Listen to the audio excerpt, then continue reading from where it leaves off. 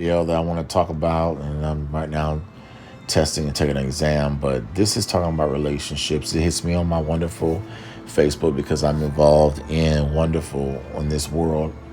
And I want you to listen to this lady. I'm gonna let it play about 4 or 5 times in a loop. It's called a reel, and then I'm gonna talk about it after we let it play.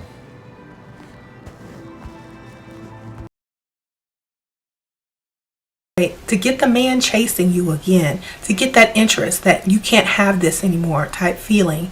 That's what men thrive on. That's what they want to chase, to prove themselves. And a lot of them will say they don't, but I guarantee you they enjoy it. Okay. If they have the same old boring predictable girl who's at home wearing the sweats, as soon as they get home knows what she's going to cook for dinner, or knows what she's going to call him, text him and say what time she's going to text, all that, if that's so predictable, he's bored. He's going to get bored. Okay. If you don't know what you're doing, this is why I say, ladies, don't text your man as every day at the same time. Do it at different times. Don't do it at all sometimes. Oh, I forgot. Keep them guessing. If they can predict everything you do, you're doing it wrong. Okay? You don't want to be predictable. Like today, my husband might come home. I'm not even here. I might be out having a cocktail, or I might be out shopping. I might be home in sweats and watching TV. I might come in at the same time he does. It just might all be different every day. I don't text him every day. He don't text me every day. Unless I need something from him or he needs something from me. I'm stingy. To get the man chasing you again, to get that interest that you can't have this anymore type feeling. That's what men thrive on. That's what they want to chase, to prove themselves. And a lot of them will say they don't, but I guarantee you they enjoy it. Okay. If they have the same old boring predictable girl who's at home wearing the sweats, as soon as they get home knows what she's going to cook for dinner, or knows what she's going to call him, text him and say what time she's going to text, all that, if that's so predictable, he's bored. He's going to get bored. Okay. If you don't know what you're doing, this is why I say, ladies, don't text your man as every day at the same time. Do it at different times. Don't do it at all sometimes. Oh, I forgot. Keep them guessing. If they can predict everything you do, you're doing it wrong. Okay? You don't want to be predictable. Like today, my husband might come home. I'm not even here. I might be out having a cocktail, or I might be out shopping. I might be home in sweats and watching TV. I might come in at the same time he does. It just might all be different every day. I don't text him every day. He don't text me every day. Unless I need something from him or he needs something from me. To get the man chasing.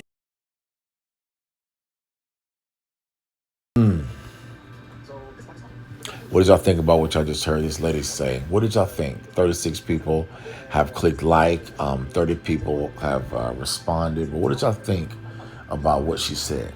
I'd like to ask y'all. I'd like to ask you a question. What do you think? I think it's great. I actually hate to say it. I hate to say it, but I think a lot of it is actually correct. I think a lot of it's true. And a lot of it's going to always be true. Predictability is the worst form of relationship. Predictability, the worst form. When someone does the same thing, both of us, men and women, every single day, the person that we like gets tired of us. They don't say it, but they do. When you always saying, yes, I'll do this, yes, I'll do that, yes, I do this, yes, I do that. There is no no, there is no no, there is no no. It becomes boring. It becomes boring. It becomes boring. Notice I'm using a pattern of saying everything 3 times. Why? That's a technique I learned because a lot of people don't listen to what you say until you repeat yourself 3 times. Then it hits the point in their brain and they have to make a judgment. Am I agreeing with that or not? And then if they don't agree with it, they throw it away and they move on. And if they agree with it, they meditate it and they ponder it. And so that's what I'm doing that technique for. Why this is important, as I'm studying for my job, This is on my iPhone, and I saw it, and I just wanted to just address it. This is a what we call 30-year-old, and I'm a 49. I'm 50. Might as well call myself 50. Hallelujah. And so half a hundo. And I'm grateful to be alive because I was one of those guys that was not aware of these secrets. I did not understand this in my teens, my 20s, my 30s. And then I had tragedies that happened to me, like happened to y'all. So that knocked me out of the market. We call it the sexual market, the sexual value market. So those that are knocked out the market, I feel for you. I pity you. But I don't want you to sit back and think like you can't do nothing about it. You can. The thing is conversations with the person that you're talking to is a must. You must know yourself and watch other people by listening to people like this. But do you know there's lots of people out there who won't even listen to other people? They'll listen to who they like and they'll only listen to that individual. And then that person ain't, for example, not married. So here I am, a single man, listening to a single man who ain't married, who never been married, wondering why I'm not married. Or I'm a single woman, listen to a single woman that's never been married, and I'm wondering why I'm not married. If you really want to understand something, you got to listen to people who are actually experiencing it and doing it, not the other way around. So one of the things that I realized as a black man was this major point, and that was that you got to study to show yourself approved. If you don't study, show yourself approved by listening to other folks, by seeking knowledge. There's a scripture in the Bible that says, knock and the door shall be open, ask you shall find. No, seeking you shall find, asking it shall be given. Thank you, Lord, for giving that correctly. And if you think about it like in a room, you knock on a door, the door opens up, someone on the other side opens the door. You look for something or seek it, you'll find it. You ask for something, it's going to be given to you. For everyone that asketh, receiveth. For everyone that seeketh, findeth. For every the knock, the door shall be open. And we're talking about revelation knowledge to God, of God, of God. That's the key point of the whole Bible verse. Revelation knowledge of Him, asking Him. But when it comes down to relationships, it also applies of the individual. That woman or that man's got to look and get knowledge from other people. And I could tell you some stories. Prime example, I date a person and the same person wears the same outfit, the same shirt in the house every single day. She wears the same shirt in the house every single day. The same shirt in the house every single day. Now, this is not because the person doesn't like washing clothes or doesn't like doing certain things. It's just the fact that that person likes wearing the same thing in the house every single day. What do you think as an individual that was dating this person or wanted to date this person? What do you think that person would do after about a month of that? After a month, 30 days. And we're talking marriage now. So we're talking people that get married for 5, 15, 30 years. You're doing this same thing. Okay? What do you think happens to that? Well, the answer is very simple. You get bored. What does that cause? It causes you to want to go find something new. And then once you go find something new, what happens? You get tired of the one that you're with. It's not because that person's a bad person. It's because that person does the same thing. And so I told myself if I ever got married, I want to have a job, obviously, because you got to pay your bills. But if I ever got married and was in a relationship, I would make sure not to do the same shirt every single day. Listen, I'm talking about, for example, those that work from home. You don't wear the same outfit every single day at the computer and you got your husband in your house. If you ain't wearing no drawers or wearing drawers, okay, but you got to do something different. We all know the story of working from home. where we work from home and we don't have our avatar video on, so we can come and sit down in our computer desk and look like crap. You know, that is one of the weaknesses of working from home is you become bored. You don't take care of your hair. You don't cut your hair. You don't dress. You don't wear nothing. And then on the other side of the coin, it applies out into the real world as well. You go to work. You basically are not wearing good clothes. You're not dressing. You're not getting a handbag. You're not doing anything that makes you different. And then the man or the woman wonders why they're not attracting anybody. And in reality, it costs money. So for anybody out there who says, well, I want to date, I want to be liked, I want to meet people, and they wear the same clothes, the same outfit, the same, and they got money, keywords, and they have money, they're never getting anybody. Because I don't care what, every man's got the same penis, every woman's got the same vagina. It doesn't matter. So what's different? What makes me pick you over that person?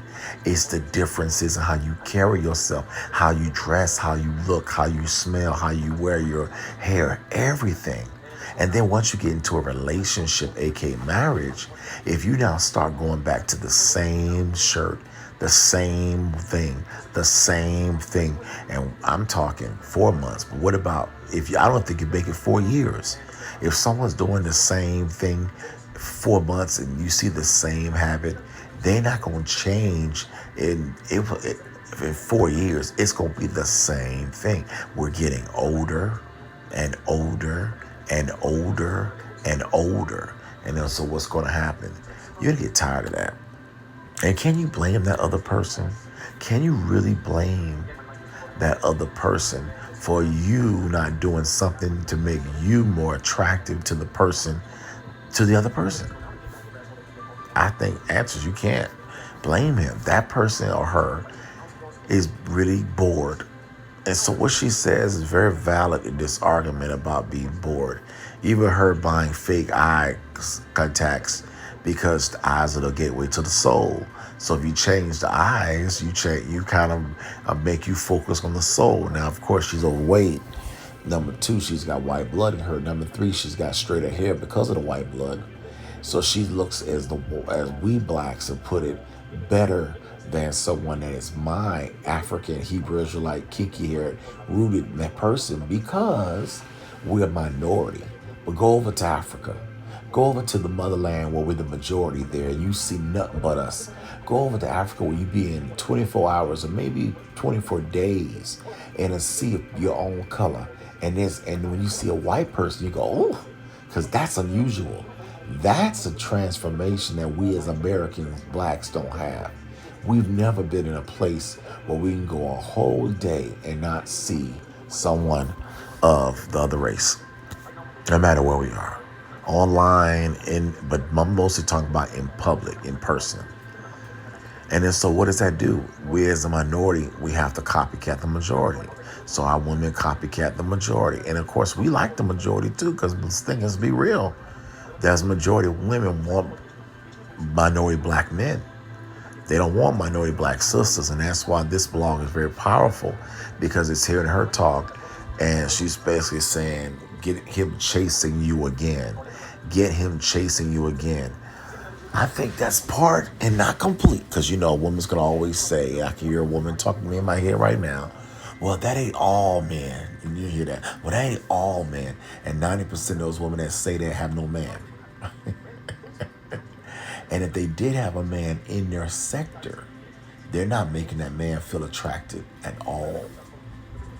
They're making that man feel unattracted to the point where you don't want to have intimacy with that person. You don't want to kiss that person. You don't want to be around that person. And guess what? There's always another woman that will. There's always another man that will. Time is not on our side. It's ticking. Tick, tick, tick, tick, tick, tick, tick, tick, tick, tick. I just lost 5 seconds just doing that right there. That's gone forever. Never will come back. So you have to think with that mindset, man, I don't got time. And if you think about life in the aspect of time value, which is my brother's Phi Beta Sigma Fraternity Incorporated's number one rule, which they got from some Masonic lodge, some Prince off. It's from somewhere else. I know we didn't come up with that mindset, but with time value, time, it applies in relationships and jobs and everything else. You got to maximize every second of every day. That also means when it comes every second of every day with your mate, with your date, with your person, with your boyfriend. Or you will be a woman that won't have a man. And then, of course, there'll be the same thing for us men. There'll be some of us that won't. But I think for guys like me who are thinking about this stuff and who are really transforming their mind, there's a chance for us. Because we're sitting there thinking, okay, what must I do at my age, at 50, to be attracted to 50-year-old women? I'm not asking for 30-year-olds. I'm not asking for, no, of course not. They could be those are my kids. But there's plenty of women out there that we know as we look at history that are going to be my age and they're going to die alone. They're going to be single. They're going to be without. But the biggest thing, it also applies for women, if women thought that way as well. So one example that I want to acknowledge is a friend of mine who I noticed something that she did very uniquely. She had I've known her for about 12 years, and she had basically paid off her college degree at a university called Gunswitter, and she got another degree she got for free, and another degree she got for free from her job at AT&T. So she was blessed.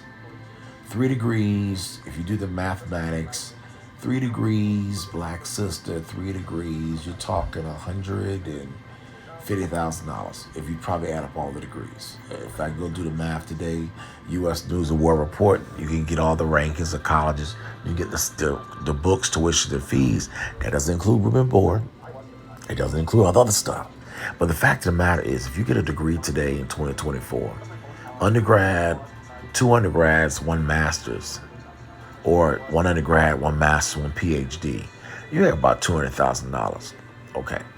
She pays off those beautiful loans, and that's a blessing. I met her, and that was the biggest thing on her mind when I met her 11 years ago, and now it's accomplished. She's paid off the debt. Now, after she paid off the debt, her undergraduate high school that she went to, called Spelman, which is a historic Bible college, as is Bible. I don't know that, but Spelman and Morehouse were Baptist Bible colleges. That's how they were built. That's right, Baptist Bible college. They don't preach that, but it's in their history. All right, and they just had their 30th anniversary for graduates of class of 1989. She would have been a class of 89, so she's going back to Spelman with people class of 89. And now that her debts are paid off, and she also paid off her house as well, she now decides to go to this event. And I've known her 11 years and almost 12. And I can truly say that for the first time, she decides, I'm going to buy some Spelman paraphernalia. I'm going to buy some clothes. I'm going to actually represent, and I'm going to go, and I'm going to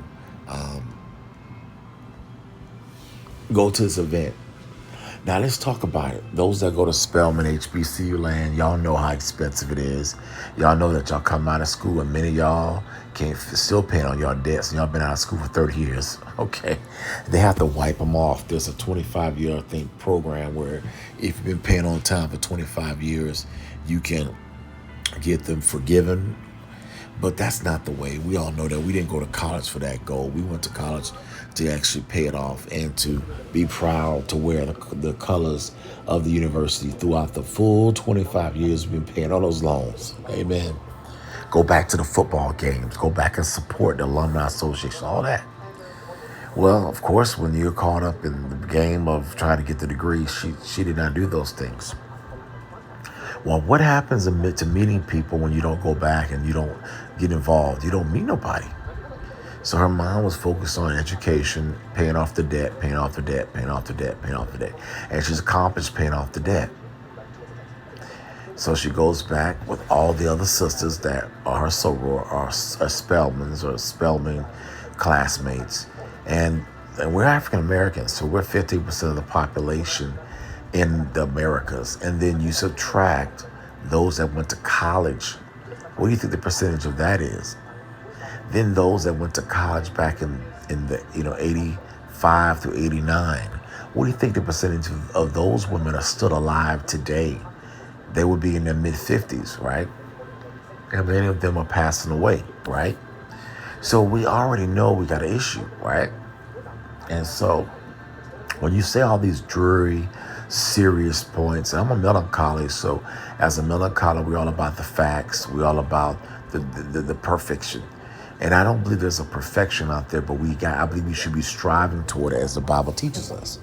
But then there's different people who are not melancholies. They're phlegmatics. They're peaceful people, or they're sanguine. They want to have a lot of party time, or they're cholerics. They want to lead people and be in charge.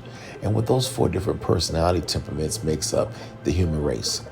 And each of us is one of the two predominantly, or one of the four predominantly. So when I say one of the two, we have two temperaments, but we have a primary and a secondary. Florence Littauer is a woman out there. You haven't learned about this? Florence Littauer, Littauer, passed away in 2016, 15, but she was born in 1936. Became an expert on this and taught millions of people in her books. I learned this when I was in college. And the reality is that because of the fact that she is now in her mid 50s and had went and was able to get these goals accomplished, the last part of the life, which we are all in, if we get to 50 now, let's be clear, if we get to 50, we're in the final years of our life. Let's not act like we got it. Nobody wants a 75-year-old woman. Nobody wants an 85-year-old woman. You're not making love to a 70-year-old woman. If the woman is 70 and above, she's done. Sexual market value is done. It's over. So really between 50 and 70 is the last time of life where you have any sexual market value. Shout out to Kevin Samuels. That's male and female. And I'm talking black male and black female particularly. So she decided, which is awesome because I've known her for 12 years. And she decided after she graduated, paid off the debt, she's going to buy herself $200 worth of paraphernalia. She went to a reunion, which probably cost her about $1,000. So that's about $1,200 right there. And then she bought herself a nice handbag that cost about, I would say maybe $100. And she had dresses. And I noticed her going to work now, wearing dresses, got a bag, and she's looking like $1 million. When did this occur? It occurred after paying off the debt. The problem with that is the timing. The men that are her age are not around. They were around over the last 20 years. If she went out and had met people over the last 20 years and learned some of these secrets that we're talking about not being predictable, not being boring, and that's just one of hundreds of secrets in relationships. That's why it's an ever-going study session. The options would have been better. And this applies to me as a man. But again, if we have a life where we suffer and we've gone through some tragedies like I know I have, or I'm talking financial tragedies or family tragedies, you don't have the money, you don't have the opportunity, you ain't gonna meet nobody. So that's why we need the Lord and we need the grace and the miracle working power of God on our behalf. And I'm a religious guy and I believe in that and I stand with that. And I also stand with this. So when I listen to this statement about chasing you again, the reality ain't no chasing. If the guy is not chasing you, he chasing somebody else. There's another woman out there going. And I hope that as we listen to this young kid, and those are 49, my age, at the end, we're at the final stages of our sexual market value, that we really start to recognize how we got to have jobs, We got to buy clothes. We got to start looking better. Maybe you ain't buying quote unquote Armani's, but you go to Berlin Coat Factory, have brand new Berlin Coat Factory stuff. I mean, there's just levels of this thing. But the fact is, predictability equals death in relationships.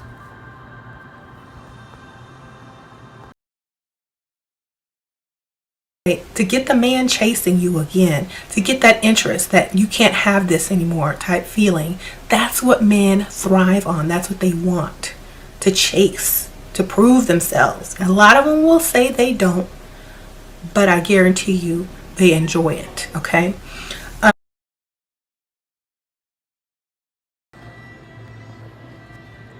Let's get into another big part. As she says, men enjoys the chase. Let's put that in the Bible context of Deuteronomy chapter 28.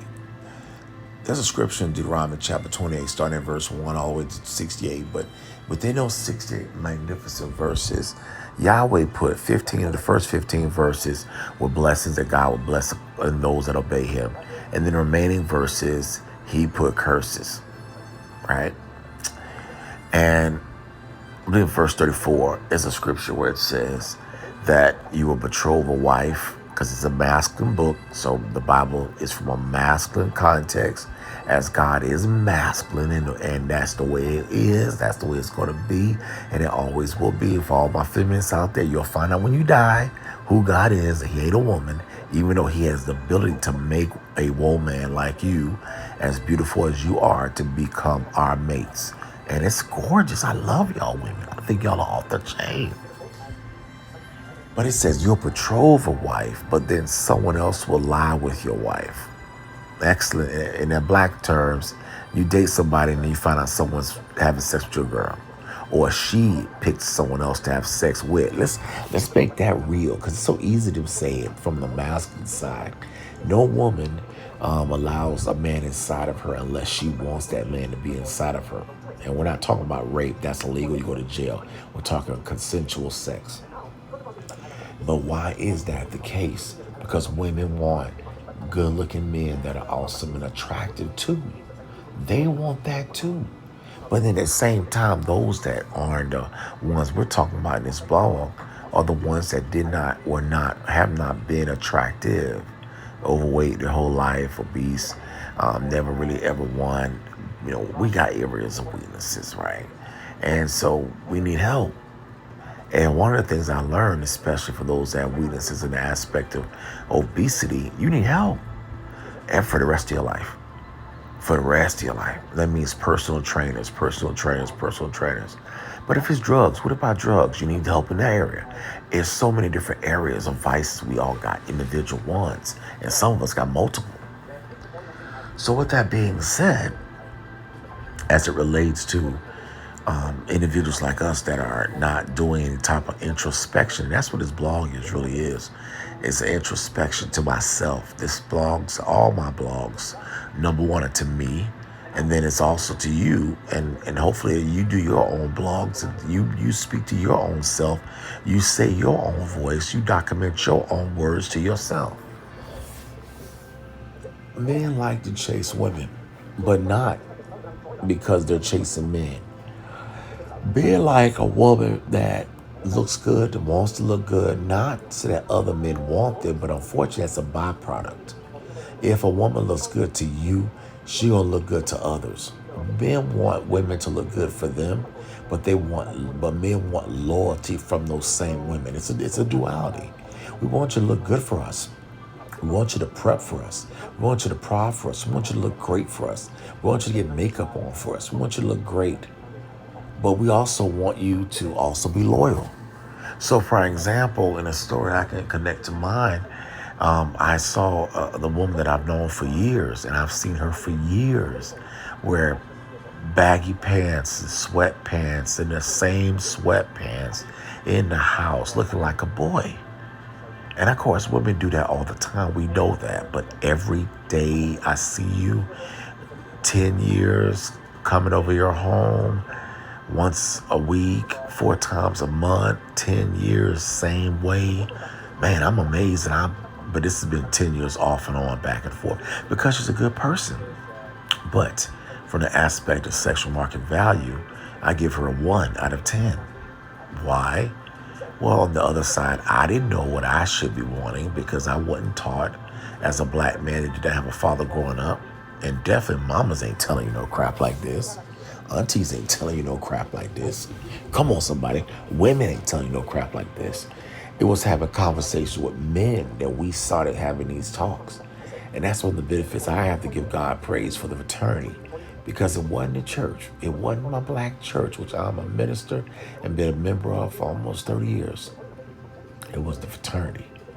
And I'm still, I hate to say it, for all the young boys that are in the church today growing up with mamas, they're in trouble right now. And that's why we're making these blogs for the next generation now. And so I didn't say anything. Hey, you need to start dressing up. You need to start wearing new stuff. You need to start putting on some better clothes. I don't like this. I don't like this. It was offending at first telling this person this stuff. But I was telling the truth, as I'm telling you right now. And so what I noticed, she started doing that. And all of a sudden, the response that she got from me was way different because I had so gotten used to, hey there, how you doing? Hey there, how you doing?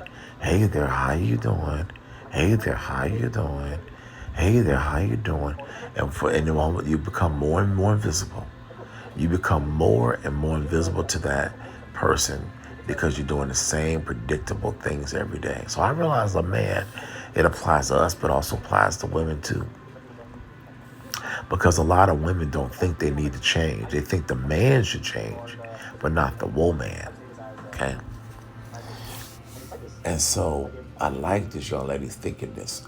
Odds her getting married, as obese as she is, because look at her body. Her face tells you she's fat. Cheekbones tell you she's fat. She's wearing black. That's fat. That's a fat color. I know. So the fact of the matter is, because of that fact, anybody will have sex with her, but sex ain't making a marriage. It ain't making a long-term loyalty commitment. And that's all marriage is, a loyalty commitment of sex and making children and making a legacy. Becoming Mr. Somebody, Mrs. Somebody, Ms. Somebody, and you're Mr. Somebody. So, okay, I'm not sure what she said, but let's look at it. Guarantee you they enjoy it, okay? If they have the same old boring predictable girl who's at home wearing the sweats, as soon as they get home, The same old predictable girlfriend or boyfriend at home wearing sweats. That is a time. That is a disaster. And I said that, but women are noticed. They forget. They don't listen. A lot of y'all women don't listen, especially when you get to be around your 40s. Your memories, I hate to say it, y'all don't do things to keep your memory strong. I could have a conversation with a woman and we'll be talking about something, and then the next day she asked me about the same conversation. Listen, y'all, we're not in dementia. You're not 80 years old dying. You need to believe that if you're in your 50s, that your mind is sharp. And do things to make it sharp. Get out and exercise. Move that body so that you can help that brain.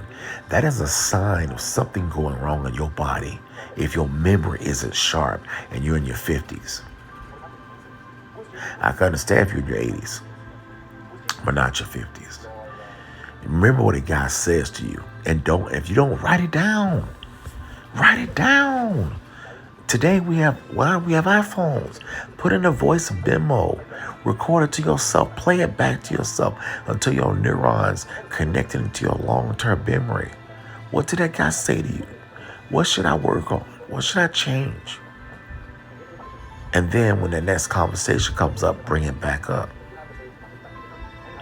and do it. So one of the interesting things I could say, in my experience, because I had never been in a relationship where I had to stay with the person that I was intimate with. And that's really what marriage is, right? One of the lessons I've learned from this experience is you don't know somebody until you are living in their home and you see their attitudes and the way they handle things and comport things. And these are unfortunate things you're never going to find out in a relationship. You're going to find out in the doing.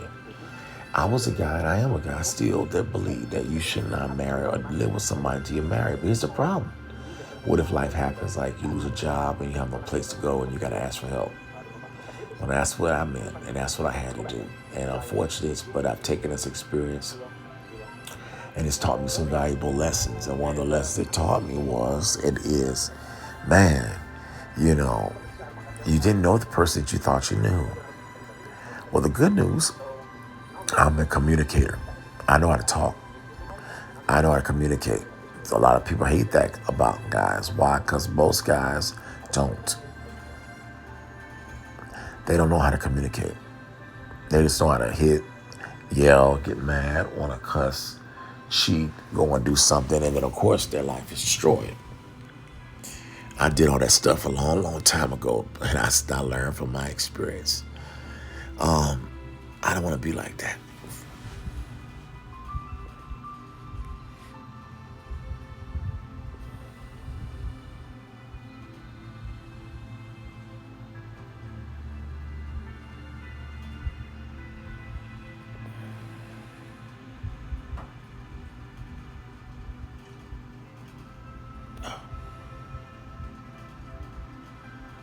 This.